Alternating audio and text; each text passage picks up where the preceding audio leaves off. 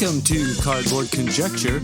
We're a podcast about board games where we have opinions and conclusions formed on the basis of incomplete information. This episode of Cardboard Conjecture is brought to you by these great Saskatoon businesses: Amazing Stories Comics on 8th Street, Dragon's Den Games on 8th Street, and Breakout Escape Rooms on Faithful Avenue.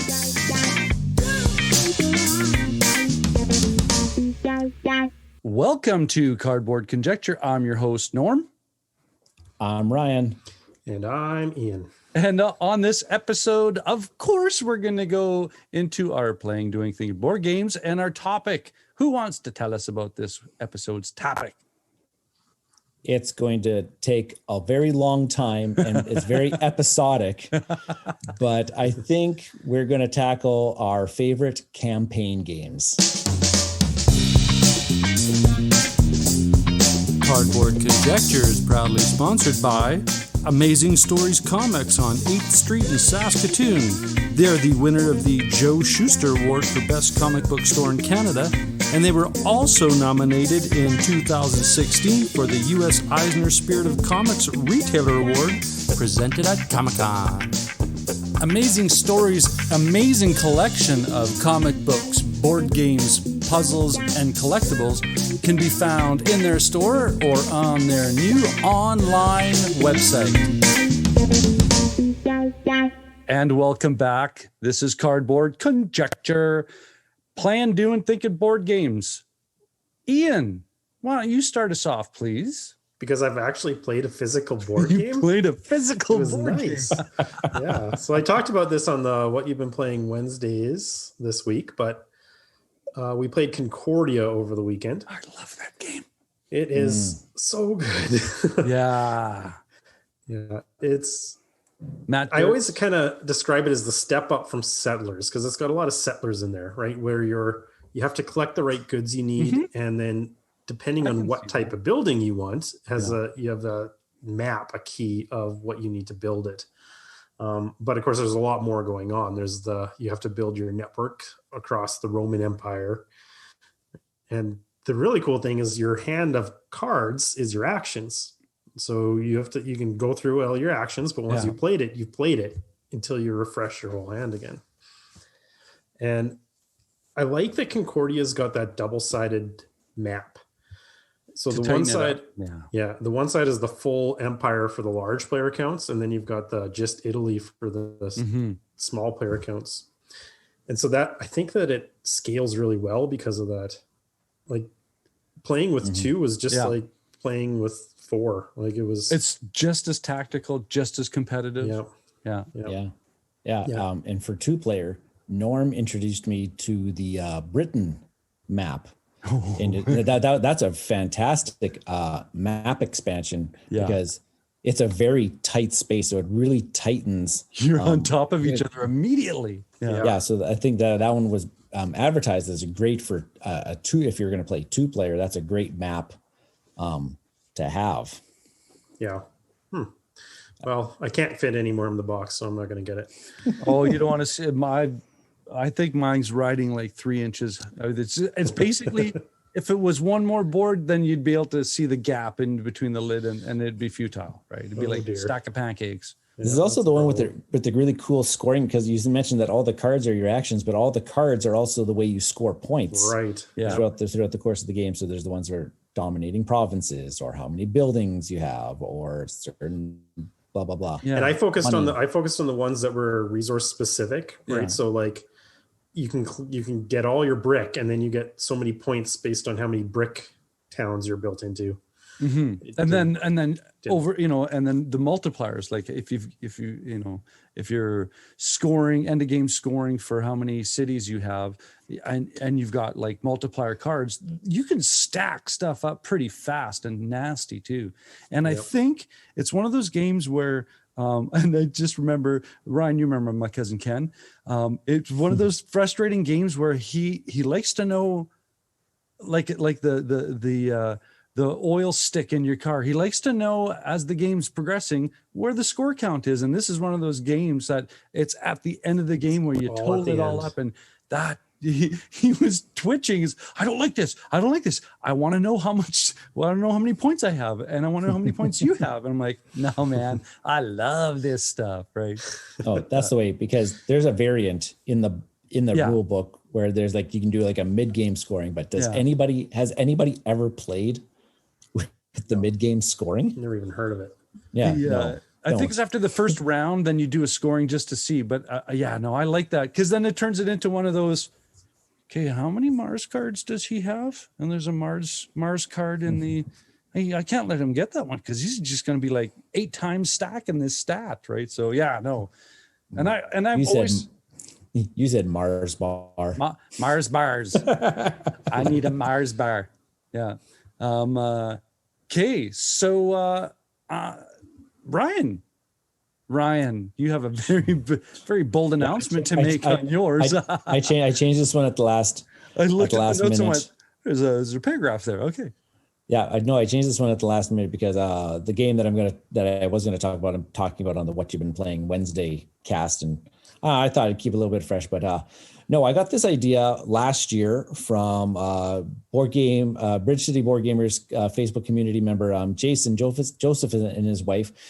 Every February they play Stefan Feld games. They've been calling it Feld'uary for a while, and so I proposed this idea to my wife, Jen, and she said, yeah, sure. I like some of those games. She said, who's Stefan Feld?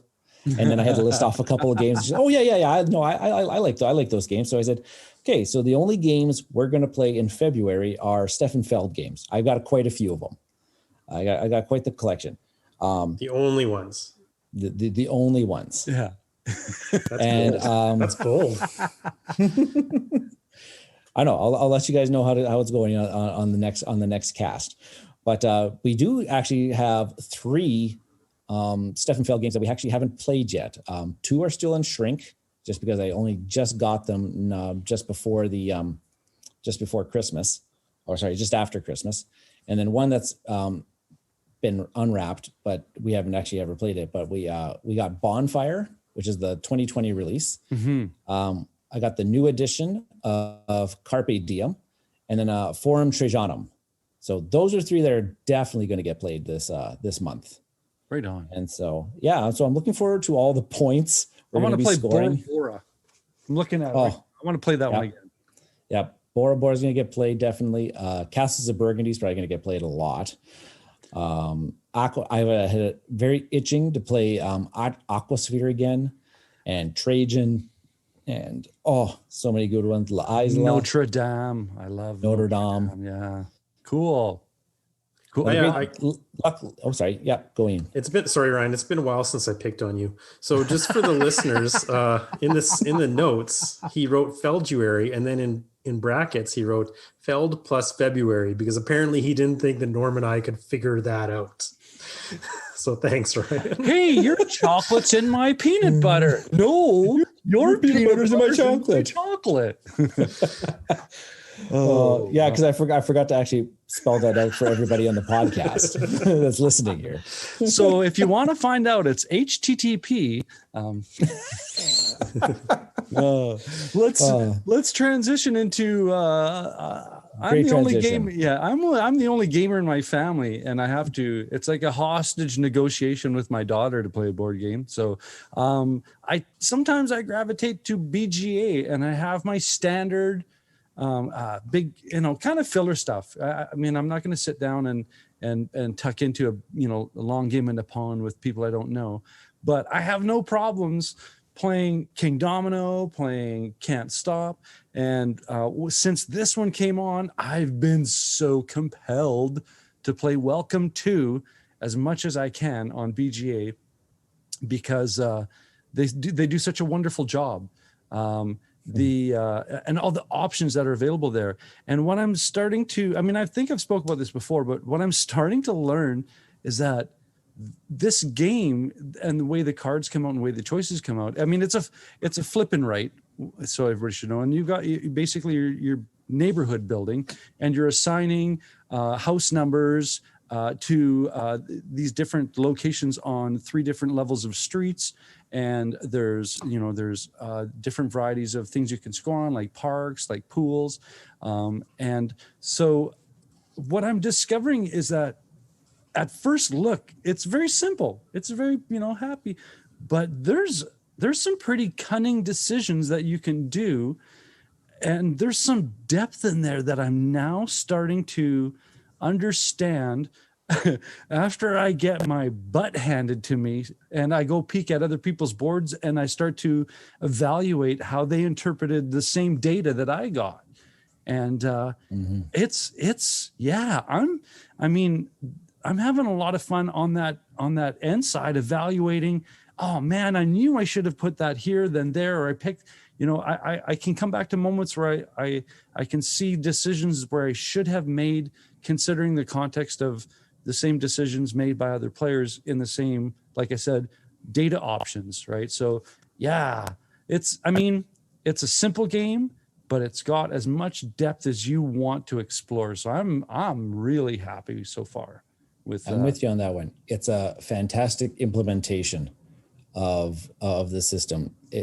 And like you, Norm, I get trounced on this game as well. I don't know. People have got some sort of strategy figured out that we're probably just starting to tune into. Oh yeah, there's the little temper tantrum in me is like, oh man, you cheated. No wait, that multiplier there and that multiplier there. Oh wow, how'd you do that? Yeah, or they pull off some massive combo of, oh, I just put down this fence and now I claim gold card number 1 and gold card number 3 at the same time type deal. And I was like, what? Yeah. Oh yeah. It's frustrating and it's challenging. And I think the best idea of a filler game is does your brain go out for a nice jog, I guess. And for me, at least it does. So yay, I'm happy with that. Welcome to BGA, and it's free.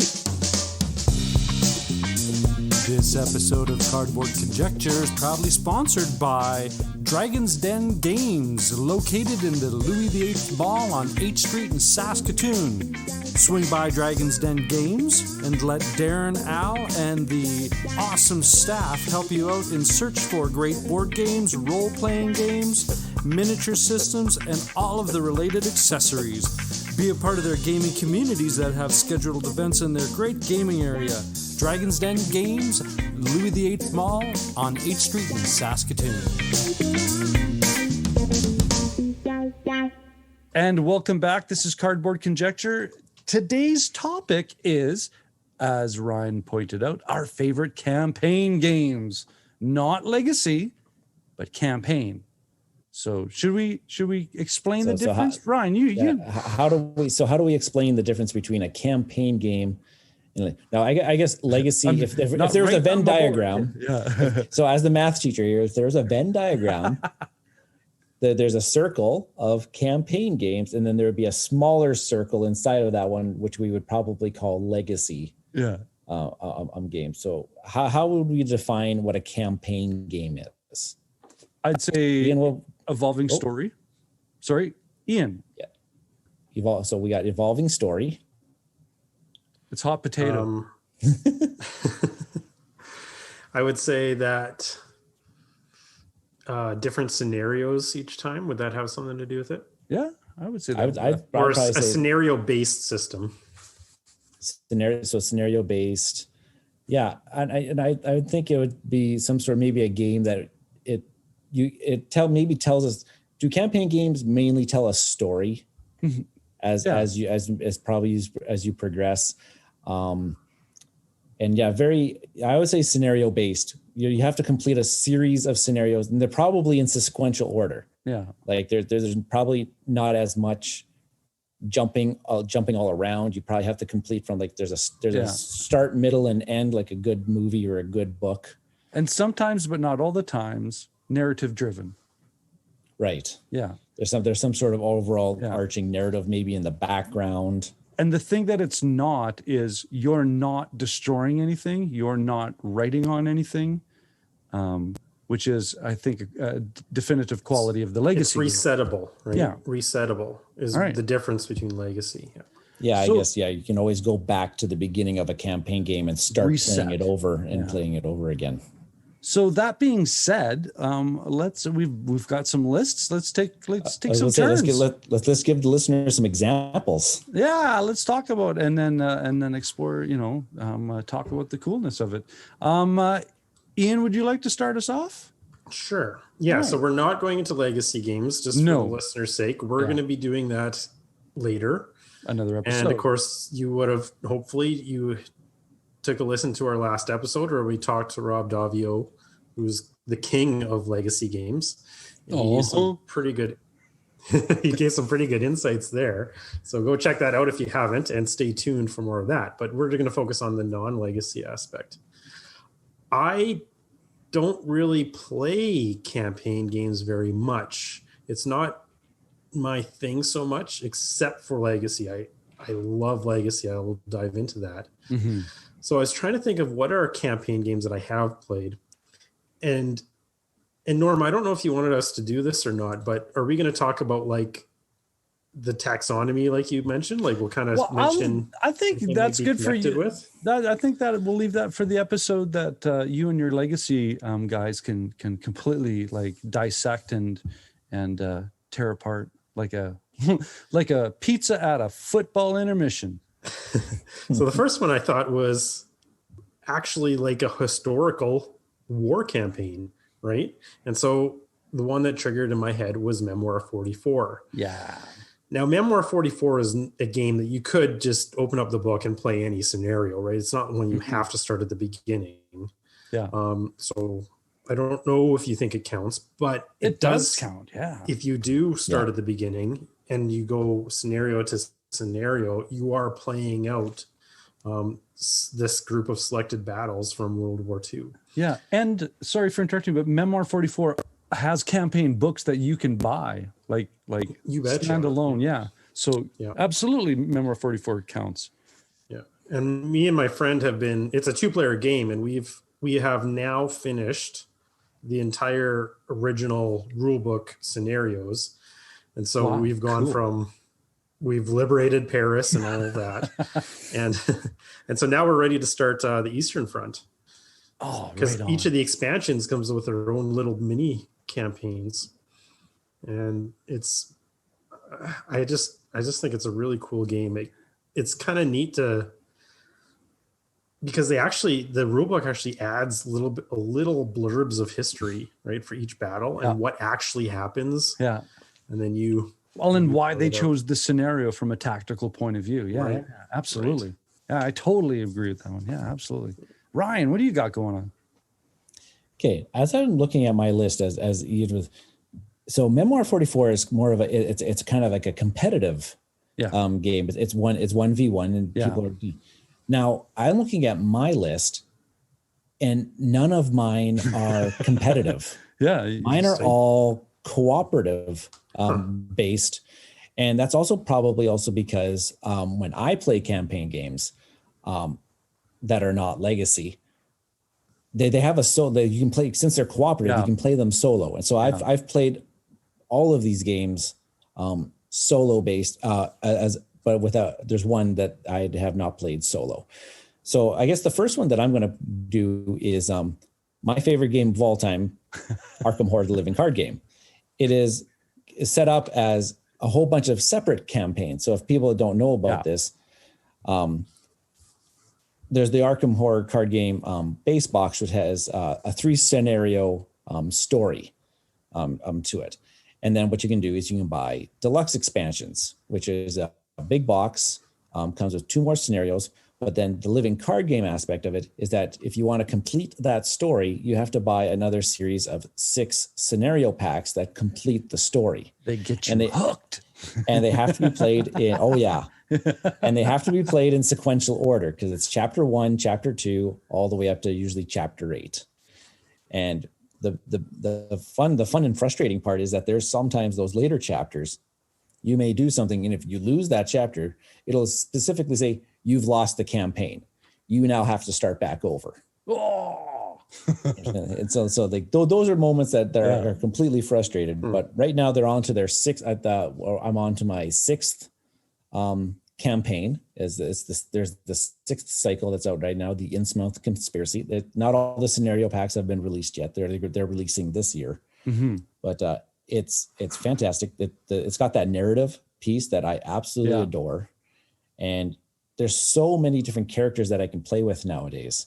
I don't even know how many characters there are to me. So I can just if I wanted to re-dive into a campaign with a different set of characters, I can do that. Cool. And cool. So Arkham Horror, that's obviously my favorite campaign type game, because it's a whole bunch of scenarios. I'm quite similar with you in the fact that I play a lot of solo stuff because, as I mentioned, I'm probably the only hardcore gamer in the house. But the one I'm going to start with this one because great solo, great cooperative, but it is so unique, and that's Chronicles of Crime, where you and it's a campaign through the point that it's narrative driven. There's stories, there's content online that you can add to your base game, and there are so many scenes, so many stories, so many different expansions. Like the base game comes with a lot of great content, but then there's Noir, and then there's Redview, I believe, and then I think I know they came out with, because I want to buy it, but 1400, where you're using that engine to go solve medieval crimes. Redview is, a lot of people say, it's Stranger Things kind of high school teenagers kind of thing, going out and escapades and solving crimes. But the Chronicles of Crime as an engine, I think they really knocked this one out of the park from a design point of view, that with the QR codes, with using your phone. And again, I sometimes I'm the first one to say, stay away from the phones. I want to play board game. But they do this one very delicately and kind of unoffensively, at least for me. It's like just enough and not too much. But yeah, I'm totally digging Chronicles of Crime with all the stuff that's coming out. And I can't wait to get my a chance to play 1400, and then the other two following that series. So yeah, Chronicles of Crime. Yeah, it's a really good one. Yeah. Ian. All right. So the next one I have is actually an expansion, and it's Scythe: Rise of Fenris. So when this came out, it was kind of being advertised as the legacy expansion for Scythe, but I don't think it's legacy, because you're not, like we said, it's resettable. You're not really changing the game as you go. It's more of a campaign, but it was still a lot of fun. It's 8 games, and every game introduces something a little bit new. Mm-hmm.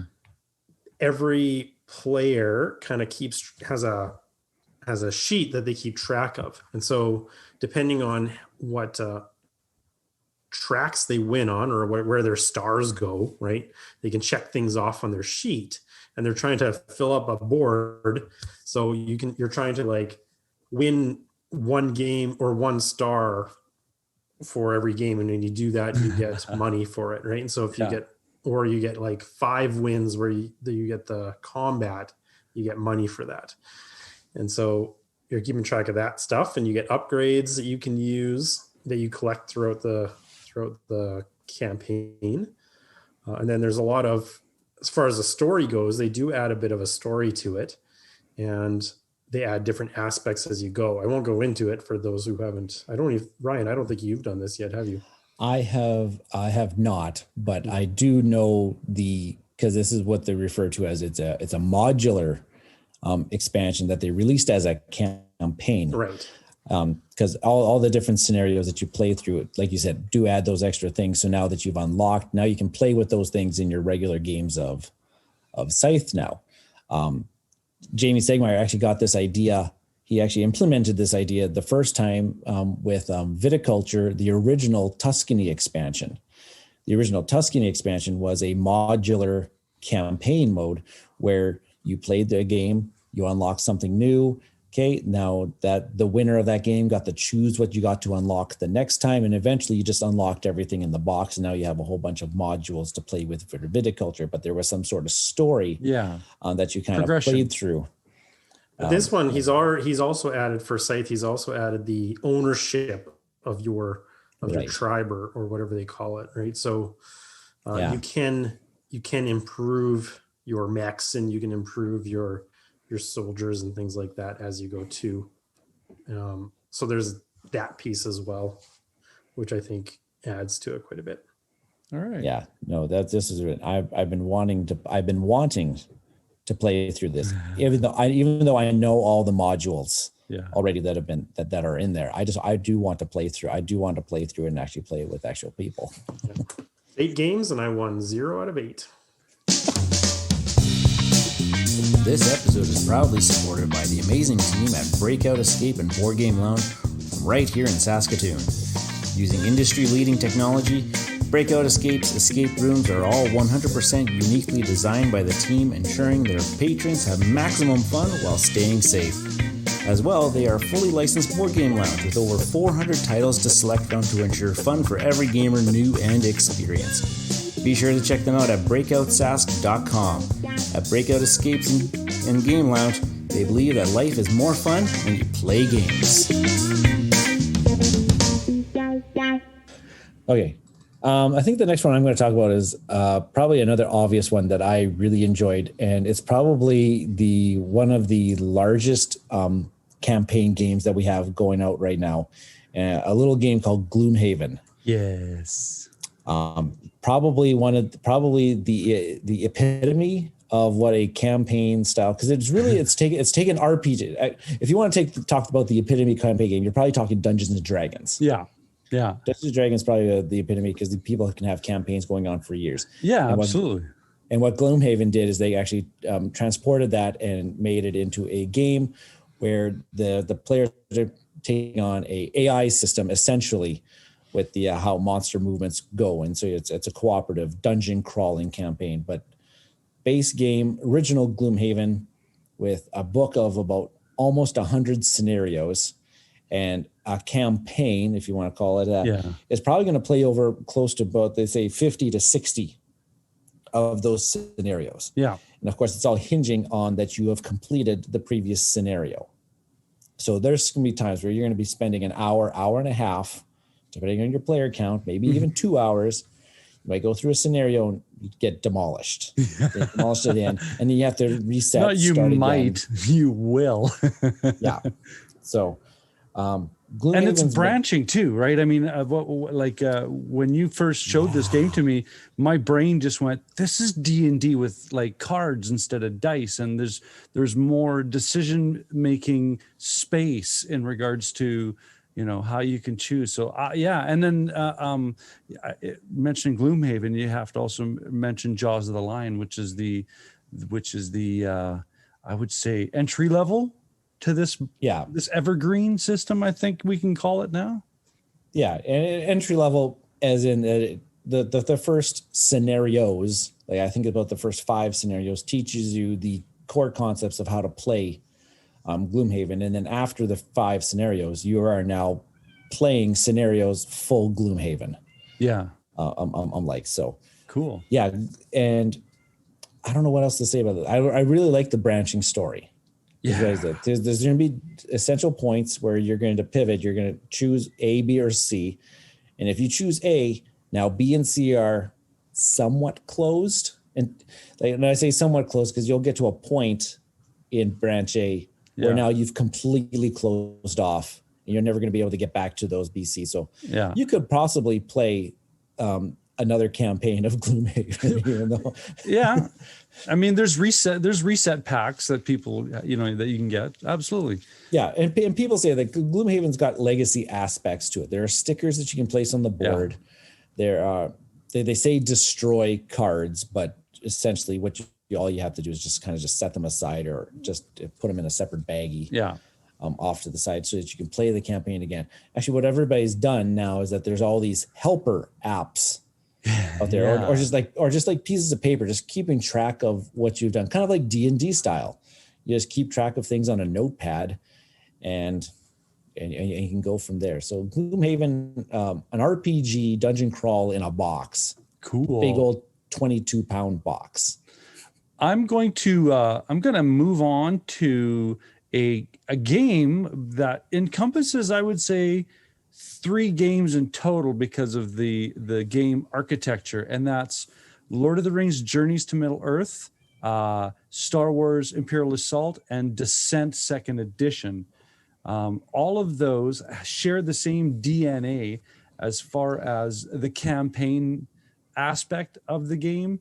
For me, Journeys to Middle-earth is obviously Lord of the Rings, and it utilizes that same app utilization, story-driven mechanic that was it introduced in Imperial Assault and then applied to Descent, and then became a functional, I would say, part of the gaming experience for Lord of the Rings: Journeys in Middle-earth. So and there's another one in there that all of those ones. The first one was Mansions of Madness. Yeah, which is one that I haven't had any experience of, but they had those games like Descent and Star Wars: Imperial Assault, where they were originally designed with an Overlord player, taking on a team of heroes, and then Mansions of Madness came out and said, no, we're not going to have an Overlord player. We're going to have the system be controlled by an app. Yeah, be the game master through the app. Yeah, and then everybody was like, well, this is awesome. Why can't Descent and Imperial Assault have this?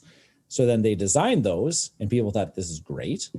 And then Journeys in Middle-earth was the first one that they actually designed it with that in mind. And it does such a wonderful job to assist that whole campaign-ness or that campaign aspect. So mine, Journeys, Lord of the Rings, Imperial Assault, and Descent. And as opposed to Gloomhaven, these scenarios, if you fail the scenario, you don't go back to the beginning of the scenario. Now you get to the story gets to keep going forward, but now the Overlord AI system has maybe a little bit of a buff. You are a little bit weaker because you didn't complete the scenario successfully, so you don't get a buff. But if you do complete the scenario, you get some sort of improvement.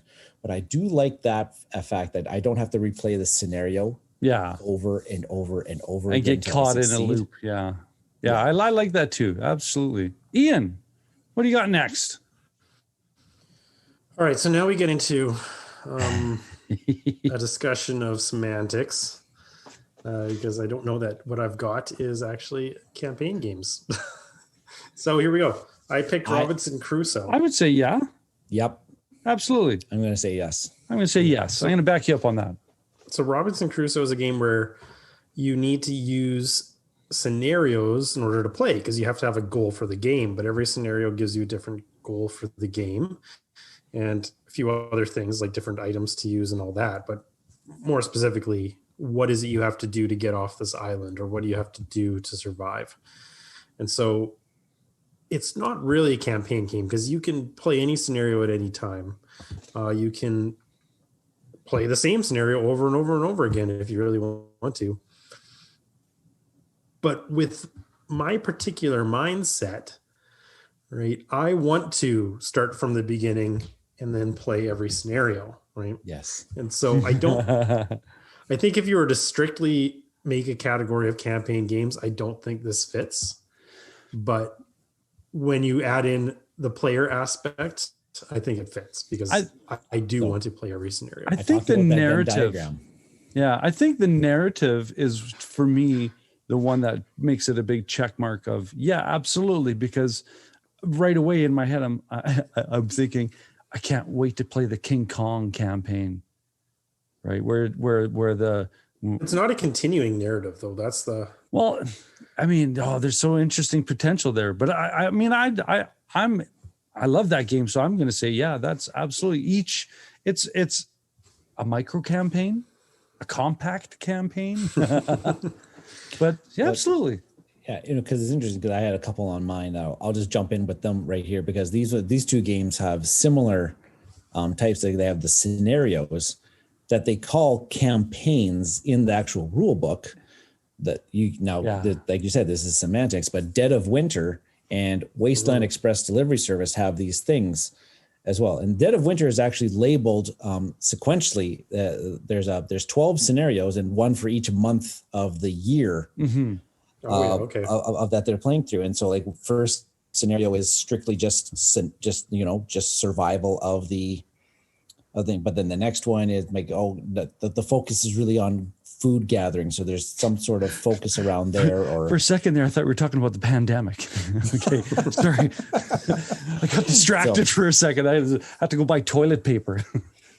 And then Wasteland Express Delivery Service had another one. Their campaign mode was more to gear. There was some sort of overall story behind it, but to allow players to play through to see all of the objectives that you could possibly, because really you could set it up randomly with the random, but then they have this campaign mode where you can actually accomplish all of the objectives if you play through the 10 games.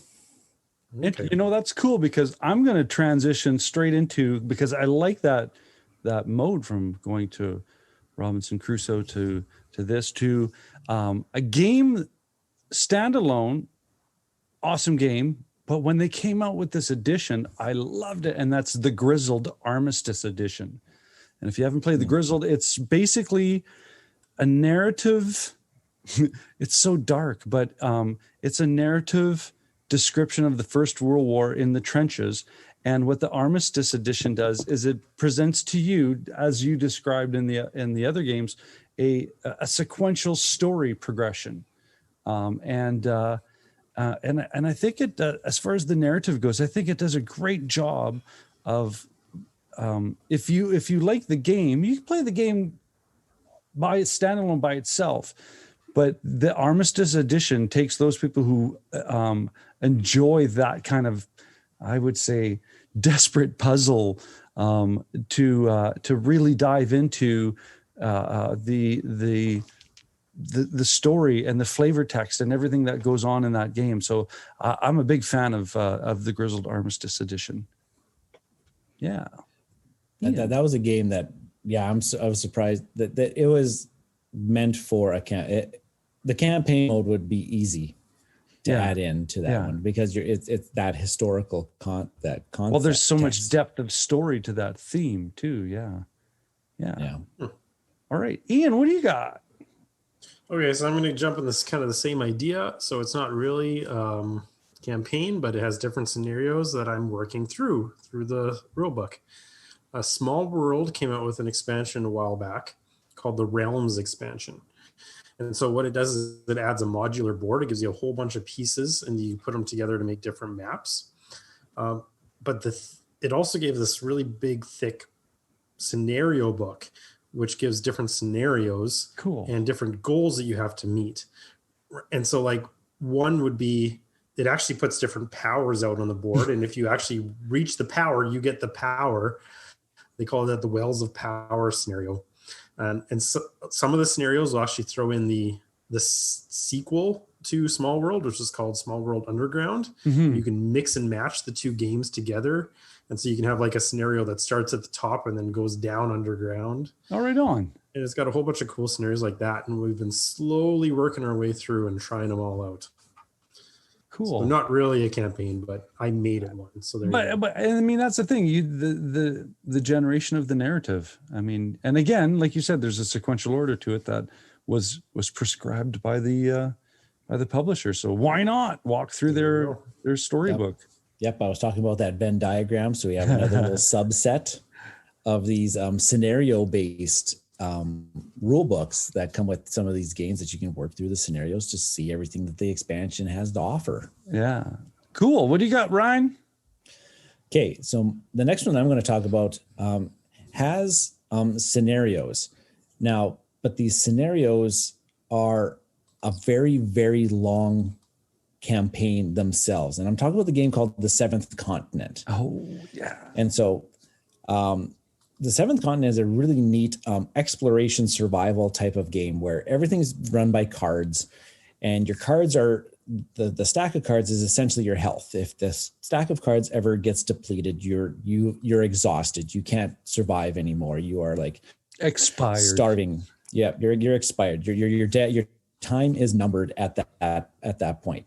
But there's ways that you can go hunting, and which adds cards to the deck. And there's other things that you can do to refresh yourself and give yourself some life back so that you don't expire.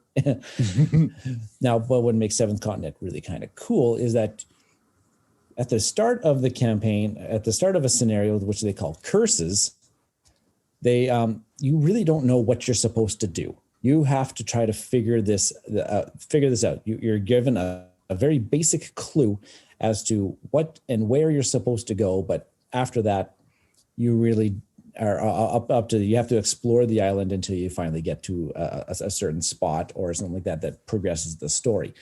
So a scenario, I'll talk about the first one, which is called the Voracious Goddess. The first time that I played through it, it took me 20 hours of gameplay to go through. Now, I think I mentioned about playing I'm laughing with you. Yeah. But the way the Seventh Continent works is that it has very video game-like elements to it where you can just pack the game away at a certain point. They can say, I'm just going to save my progress right now. And they have a very specific order in which you pack the game away so that when you want to return to it, it just unpacks again and you're right where you left off. Everything. Cool. So yeah, because you are not going to sit there and play this game for 20 hours straight. Well, an insane person would do that. Yeah. So like this is what I would do. I'd play for like an hour or two, pack it away, and then a couple nights later, unpack it, play for an hour or two, pack it up, and so forth, and going. And it's really, really good. The story that you develop on your own. Like, there is the story in the background. Yeah. But the story that you also develop yourself through the course of your gameplay of trying to survive is also really kind of cool and rich. Right on, right on. Well, speaking of stories that are rich and deep, we haven't really talked about this genre much, but I'm going to talk about Legacy of Dragonholt, which is, it's kind of a hybrid of D&D, but choose your own adventure. If you can grasp that, and more so choose your own adventure. As far as the mechanisms go, it's just a simple kind of coin. Did I take my turn, making a decision, yes or no, until everybody flips their coin, and then you reset. And then, when the story continues, you're presented with your typical, branch in the road. You choose A, choose B, and whoever's decision it is usually reflects the character and the if you have a certain character type, or if your character has certain skill sets, you are allowed to make that decision. And it's such a great story. I think if you are very much a game player that likes to explore the theater of the mind, this is definitely a really cool campaign for you. So, Ryan, I think you have this game too. Yeah, and I have not completed it. I know I've logged quite a bit into it. You just remind me that I should probably just pick this one up again, and just start reading again.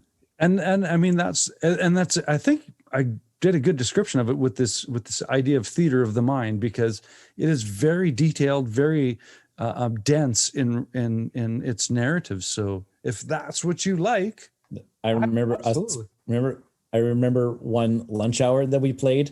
We played it for the whole lunch hour. Yeah. Reading back, and all we did was sit in a library and read books. Yeah, that was our scenario. That's right.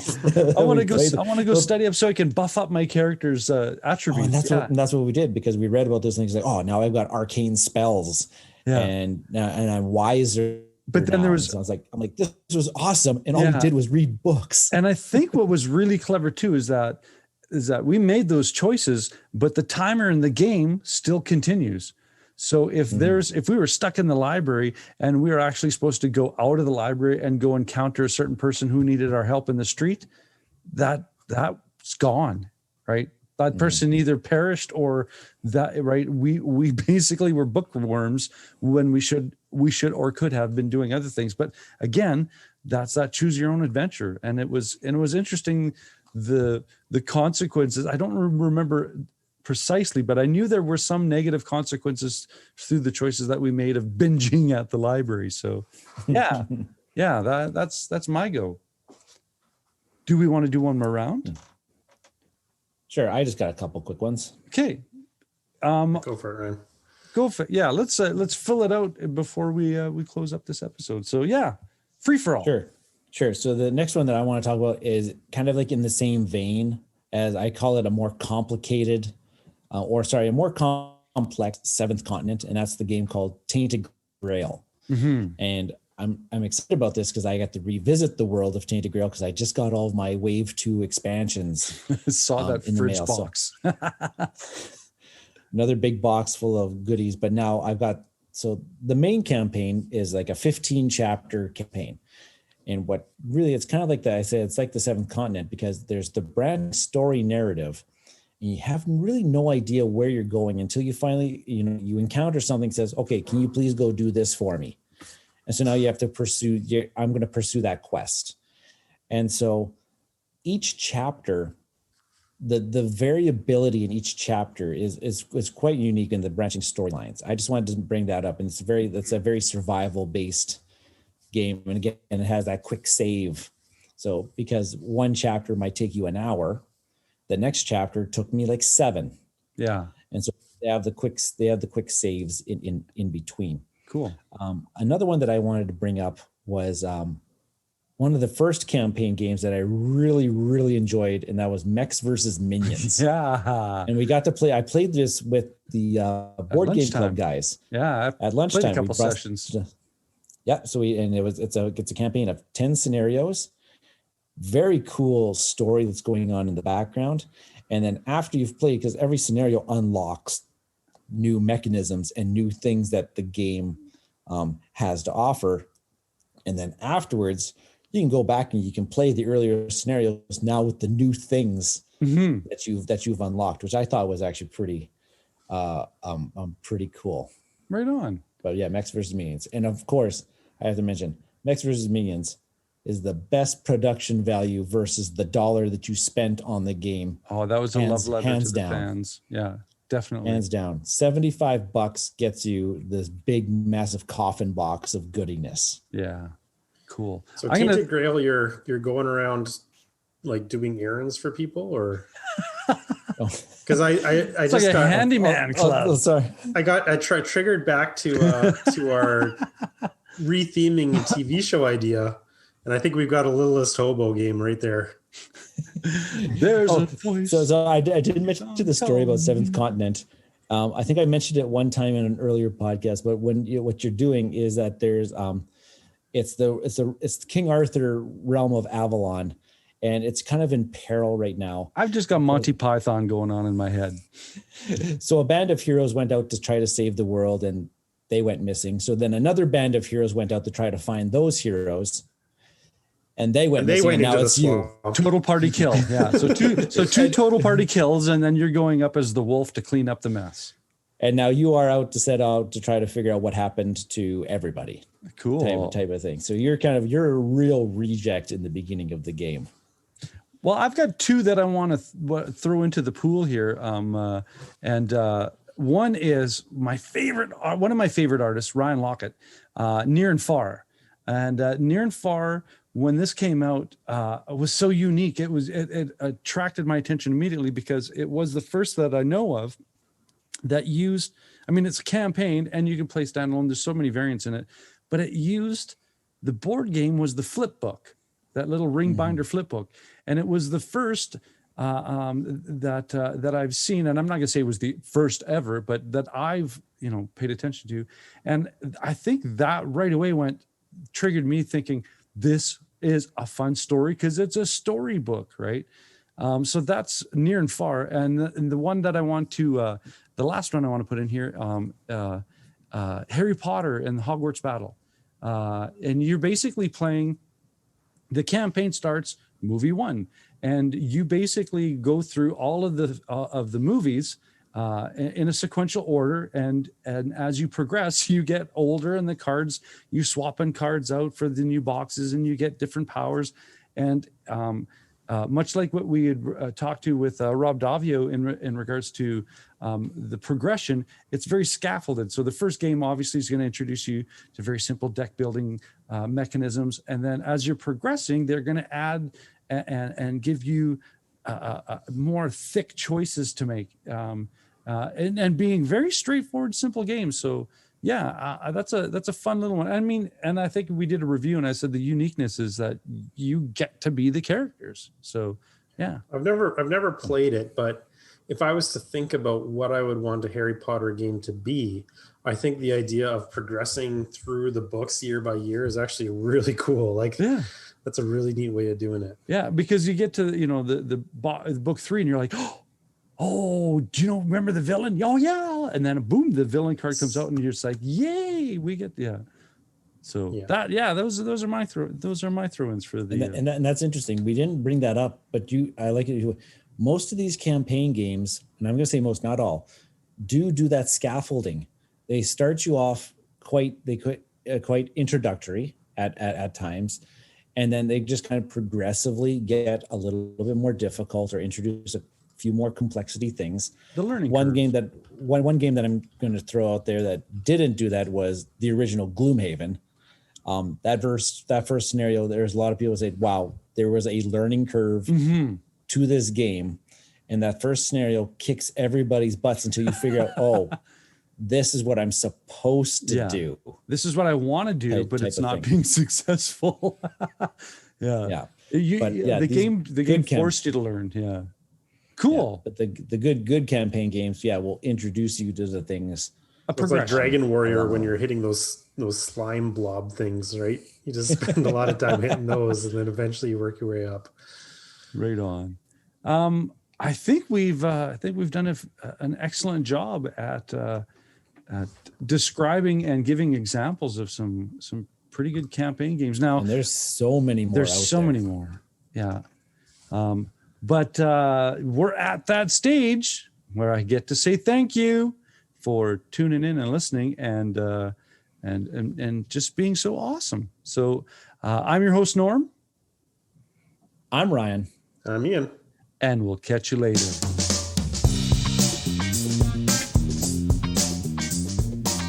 This has been an episode of Cardboard Conjecture, and we are Bridge City Board Gamers. And you can find us on Facebook at Bridge City Board Gamers Saskatoon. You can find us on YouTube, Bridge City Board Gamers. We are also on Twitter at BC Board Gamers. And of course, Board Game Geek Guild number 3039.